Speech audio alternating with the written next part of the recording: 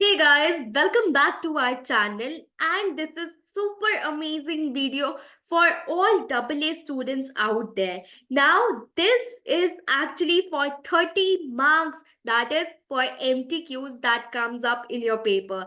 So welcome all to our another video, and I am Ruchi Goyal, AA and AAA faculty at Elance. So why I decided to make video on this particular topic? Ma'am, time pressure में हम बहुत गलत कर देते हैं। हमें हर MCQ, हर literally option same लगता है एंड हमें लगता है कि सब करेक्ट आंसर्स है। So to avoid this particular confusion, I have come up with this video. Throughout the video, I will be giving you few tips and tricks to solve that particular question. Let me tell you, I will not blame you कि तुमने अच्छे से पढ़ाई नहीं की, तुमने अच्छे से टाइम डेलीकेट नहीं किया, या तुम एग्जाम प्रेशर में गलत करके आ गए, या तुम्हें नॉलेज नहीं थी। But this is the fact that exam pressure, वो टाइम प्रेशर में हमें सब कुछ लिटरली सही लगता है और हम बहुत 30 मार्क्स में से गलत करके आ जाते हैं। सो ये वीडियो एक्चुअली हेल्प करेगा कि कैसे हमें वो 30 मार्क्स में से मैक्सिमम मार्क्स लेकर आने हैं। बिकॉज 30 मार्क्स पास होने के लिए गाइस 50 मार्क्स चाहिए, एंड उसमें से अगर 30 भी हमें श्योर हो गए तो that's not a small proportion, right?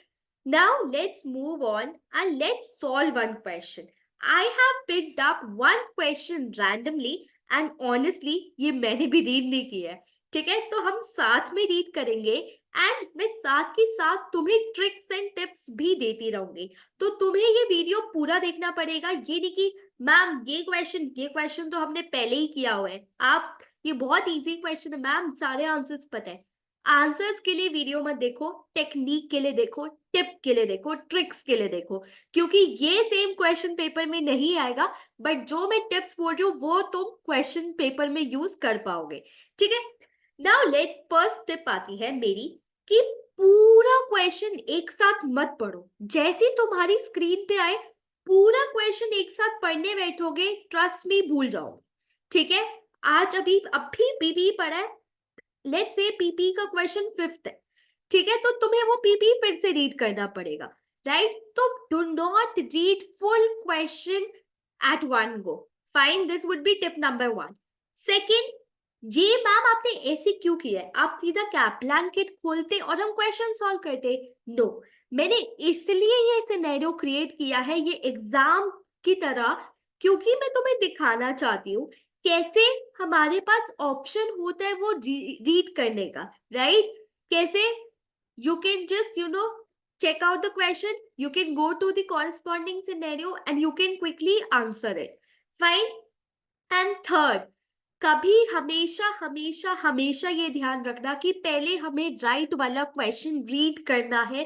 Because अगर तुमने प्रैक्टिस की है तो तुम्हें पता होगा आउट ऑफ 5 क्वेश्चंस कभी कभी 1 or 2 questions comes directly which are not even related to your case, right? So हमें उसके लिए सिनेरियो पढ़ने की नीड ही नहीं पड़ेगी। So make sure you are reading this particular side first and then you are moving on to the left.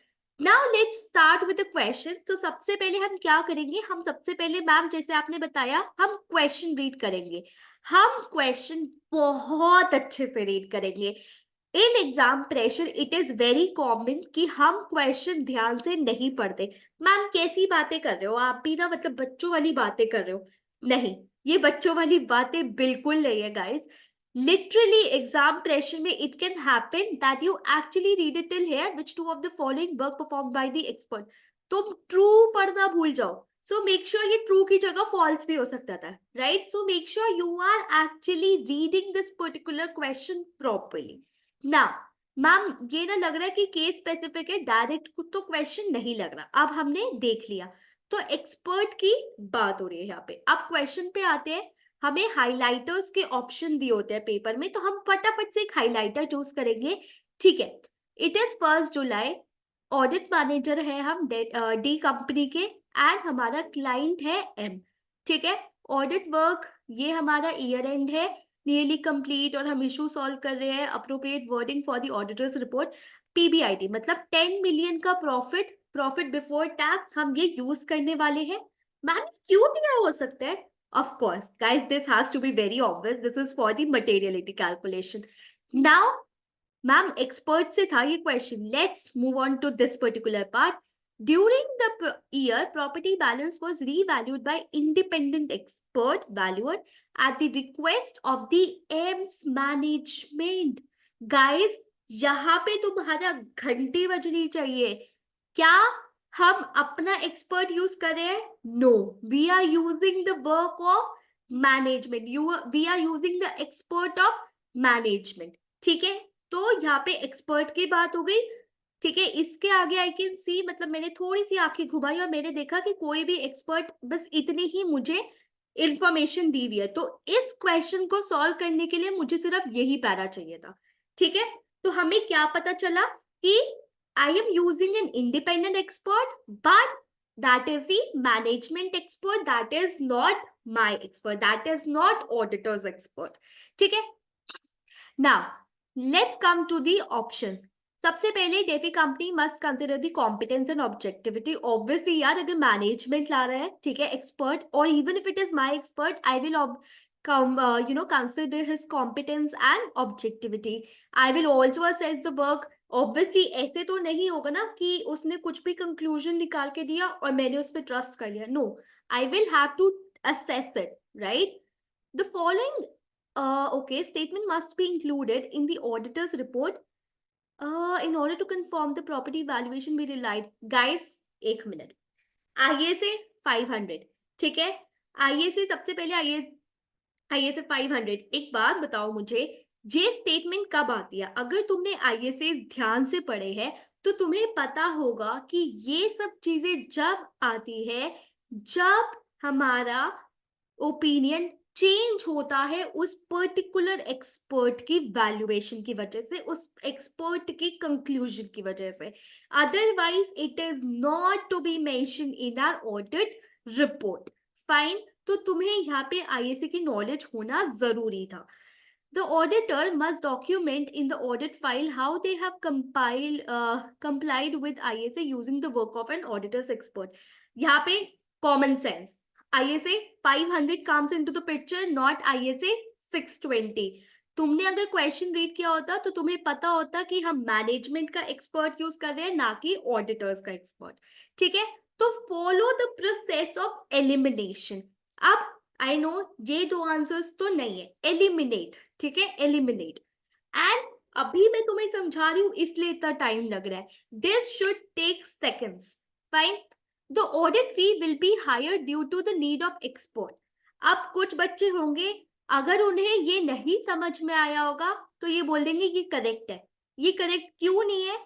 क्योंकि management ने पैसे दिए, हमारी ऑडिट फी से क्या लेना देना, राइट? तो this was the expert of the management and hence उसका हमारे उससे लेना देना नहीं है, राइट? और also now you can conclude these two are the correct statement and not the other. Let's move on to the second part. अब हम फटाफट से ये वाला क्वेश्चन रीड करेंगे. Which of the following statement is true with respect to the depreciation of land and building? तो अब मुझे क्वेश्चन रीड करके पता चला कि मैम अभी भी आपको सिर्फ ये वाला ही पैरा पढ़ना है एंड आपको इसके नीचे नहीं जाना. ठीक है, तो मैं बिल्कुल एक्सपर्ट की तरह मैंने कहा ये वाला पैरा तो यूज हो गया, चलो अब ये पढ़ के देखते हैं. Depreciation has been calculated on total of land and building. मतलब कंपनी ने क्या किया कि डेप्रिसिएशन को कैलकुलेट करने के लिए उन्हें लैंड भी कंसिडर किया है और बिल्डिंग भी कंसिडर किया है. ठीक है, तो ये तो बहुत ही गलत है ना. आईए 16 क्या कहता है? Depreciation should only B charge on building and not land. ठीक है, इसने ये भी बोला प्रीवियस ईयर में हमने डेप्रिसिएशन किस पे चार्ज किया था? बिल्डिंग पे. मतलब पीवाई में चलो ठीक हुआ है कि पीवाई में सिर्फ हमने बिल्डिंग्स को कंसिडर किया था, but you know I don't know why क्या हुआ मैनेजमेंट को कि इन्होंने इस साल लैंड और बिल्डिंग दोनों को कर लिया है. ठीक है, तो सबसे पहले हम ये देखेंगे कि इसका अमाउंट कितना है. डेप्रिसिएशन 2.5 मिलियन है एंड लैंड उसमें से कितनी है? 0.4 मिलियन. मैम हम यहाँ पे हमें मटेरियलिटी कैलकुलेट करने की जरूरत है क्या? हम ये देखें मटेरियल है या नहीं, क्यों देखना है? ठीक है, तो इसलिए ही तो मैंने बोला था कि राइट का क्वेश्चन पहले पढ़ दो। अगर किसी बच्चे ने ये नहीं पढ़ा होता, पता है वो क्या कहता है उसका पर्सन, चलो पहले ना मटेरियलिटी कैलकुलेट करके देखता हूँ कि ये मटेरियल है या नहीं। क्यों करना है? पूछा है, नहीं पूछा तो फिर ठीक है। तो सबसे पहले हमने ये रीड किया, हमने बोला था कि कौन सी स्टेटमेंट इसमें से ट्रू है। The auditor does not need to ask management to adjust. एक मिनट, अगर ट्रीटमेंट गलत हुई है तो एडजस्ट तो करनी पड़ेगी ना, आंखें बंद करके विश्वास तो नहीं कर लूंगी। ठीक है, prior year adjustment will be required. एक मिनट, मैंने आगे as a client treatment was incorrect है। क्लाइंट की ट्रीटमेंट बल्कि पिछले साल सही थी, करंट ईयर में गलत है।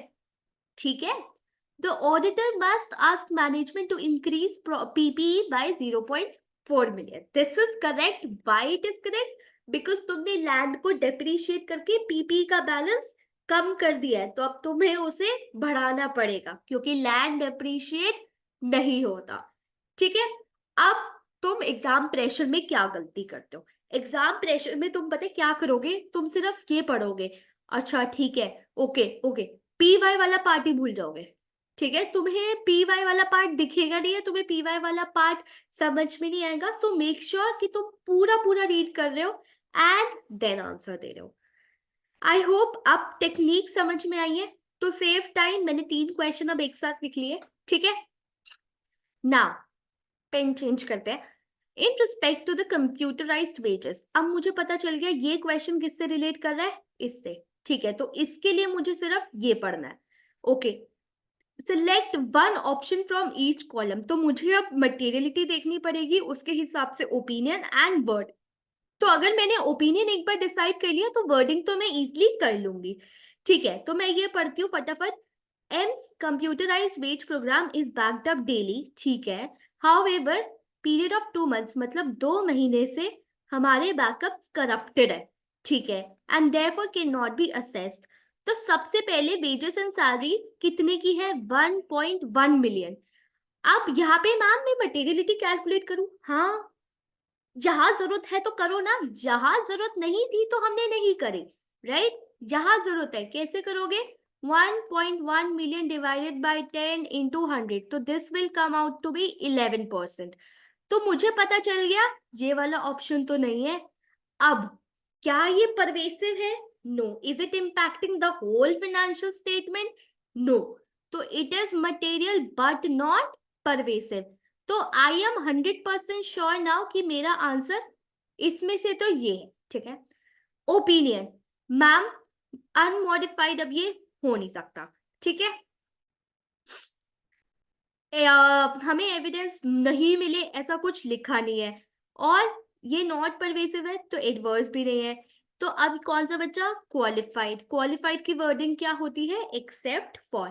तो इसमें सबसे इंपॉर्टेंट पॉइंट क्या था कि मटेरियलिटी, हम वही कैलकुलेट करेंगे मटेरियलिटी जहां पे रिक्वायर्ड होगा। अगर रिक्वायरमेंट नहीं होगी तो हम क्यों कर रहे हैं? तो this is a tip to save your time. Now, let's move on to the next question. In respect of lawsuit only, मतलब अब मैम हमें ये वाला पैरा पढ़ना है. Which of the correct following correctly defines the implication of the auditor's opinion and report? ठीक है.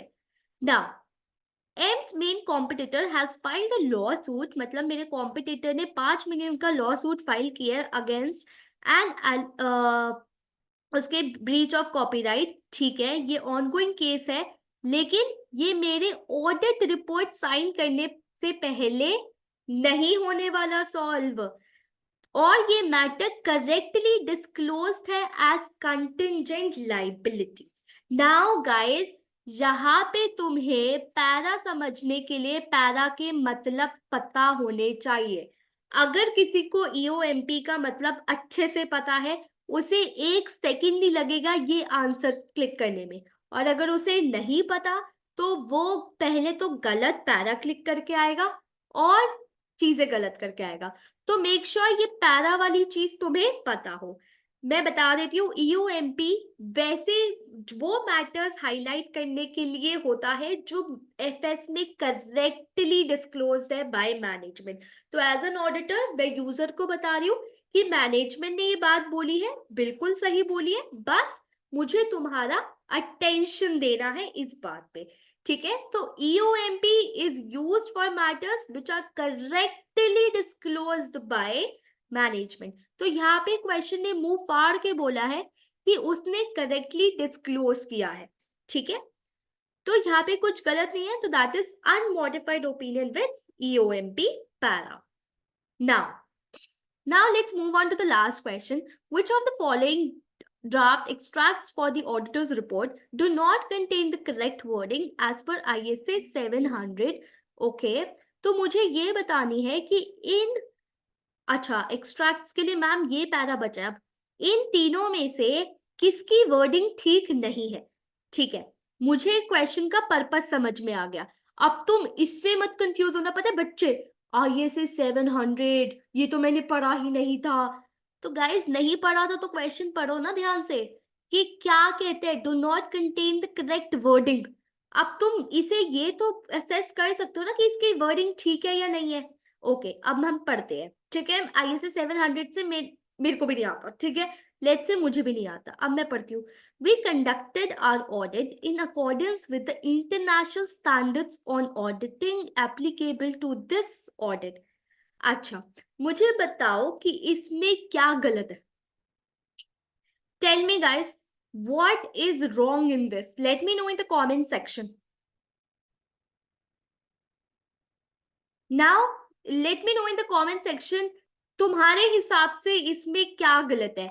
मैं बोल रही हूँ इसमें एक चीज गलत है। गाइस, हमें सिर्फ यही लिखना था कि हमने अपना audit international standards of auditing के अकॉर्डिंग किया है। What do you mean by applicable to this audit? चाहे क्लाइंट ए हो, चाहे रिलायंस हो, चाहे बिरला हो, चाहे बोट हो, सब पे इंटरनेशनल स्टैंडर्ड्स ऑफ ऑडिटिंग, ठीक है। अगर वो UK के क्लाइंट्स है या, ठीक है, तो obviously applicable on this audit का क्या मतलब है? हमने हमारे audit in accordance with international standards on auditing किया है, simple. Our objective is to obtain maximum assurance. Guys, जहां घंटी बजनी चाहिए। मैक्सिमम अश्योरेंस क्या होता है? रीजनेबल अश्योरेंस होता है, ठीक है। Now, misstatements can arise from deliberate manipulation by management. एक मिनट, ये किसी चीज की डेफिनेशन लिखी हुई है, क्या है ये? Fraud. Misstatements can arise from fraud or error, ठीक है। सो तीनों के ही तीनों गलत थे। अब पता है क्या होता है, मैं बताती हूँ। एग्जाम सिनेरियो में बच्चा सोचता है, हाय तीनों गलत तो नहीं हो सकते। अपनी अलग कॉमन सेंस में लगा हुआ है कि तीनों तो गलत नहीं हो सकते। But yes, you will have to read properly, you will have to assess it very properly before you answer that particular question. So this was it for this particular video. The main objective of this video was to make sure that you understand the tips and tricks to solve the MTQ and you don't make, unnecessary mistake, or I'll say stupid mistakes, just because you were in that time pressure. ठीक है, तुम्हें कई बार questions आते भी होंगे फिर भी गलत हो जाएंगे। क्यों? क्योंकि तुमने बहुत ही स्टूपिड मिस्टेक करी होगी। या तो तुमने सिनेरियो अच्छे से नहीं पढ़ा होगा, या क्वेश्चन अच्छे से नहीं पढ़ा होगा, या एलिमिनेट नहीं किया होगा, या तुम कुछ और ही कंक्लूजन लगा के बैठे होंगे, ठीक है। And apply common sense. Common sense से बहुत MCQ सॉल्व होते हैं, ठीक है। कॉमन सेंस को पीछे बिल्कुल नहीं छोड़ना है, which is not very common, but yes, common sense is very important while you are solving these 30 marks question, ठीक है। बहुत ज्यादा टाइम भी डेडिकेट नहीं करना, बिकॉज हमें 70 मार्क्स का पेपर लिखना है। एंड बहुत कम टाइम भी डेडिकेट नहीं करना, बिकॉज 30% है ये, ठीक है। So that was it for this particular video. Thank you so much for watching it till the end. Bye bye. See you in the next video.